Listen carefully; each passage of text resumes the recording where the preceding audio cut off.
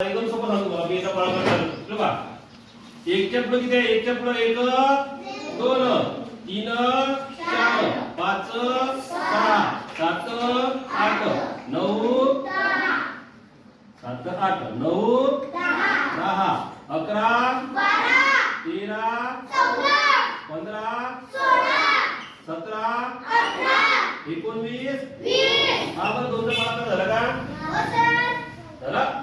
तीनचा फळा पहा. तीनचा 1 2 3 4 5 6 7 8 9 10 11 13 14 16 17 19 20 22 23 25 26 28 29 बघा मला तीनचा फळा झाला का त्या? चारचा का पहा.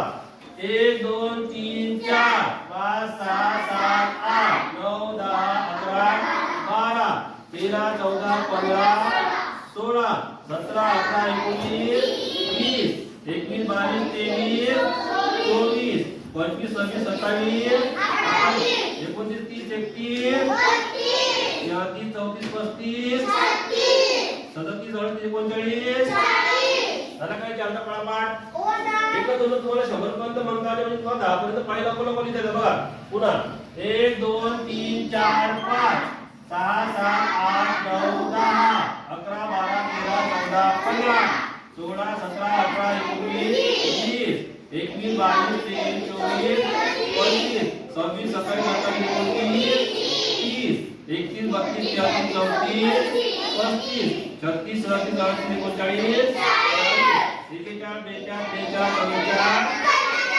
44 46 47 48 49 असं तुम्हाला मी 50 पर्यंत लिहून दिले नाही म्हणजे 5 पर्यंत पाढे पाठ केलेले आपण बरोबर काय? एकदम सोपं आहे पाढे लिहिणं. तसंच तुम्हाला उरलेले जे पाढे आहे म्हणजे कोणता आहे रे? 6 चा 7 चा 8 चा 9 चा आणि 10 चा हे पण पाढे तुम्हाला असे आडवे मोजून लिहिता येतात बरोबर काय? त्यासाठी का तुम्हाला पाढे चार्ट बघायला लागत नाही किंवा खूप पाढे आठवावे सुद्धा लागत नाही. तुम्हाला पाढे लिहा म्हणतात पाढा असं मोजून लिहा. काय केलं आपण? पहिलं काय केलं? आपण 1 2 3 4 10 पर्यंत बरोबर आहे. 1 2 3 4 5 6 7 8 9 10 लिहिलं. लिहिल्यानंतर काय केलं आपण? हा जो आहे पुढचा अंक कोणता? 2. तो 1 2 3 4 5 6 7 8 9 10 11 12 13 14 15 16 17 18 19 20 तीन का घाला केला आपण पहा.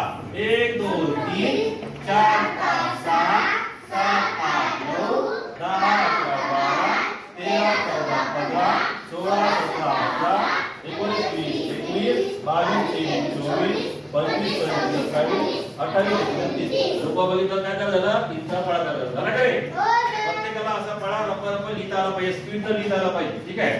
10 पर्यंत पाढे घरून 2 वेळा लिहून आणायचे. किती लिहून आणायचे? बिना पायता. या परीक्षेला 10 पर्यंत पाढे 2 वेळा लिहून आणायचे. उद्या 11 पासून 20 पर्यंत सांगेन. परवा 21 पासून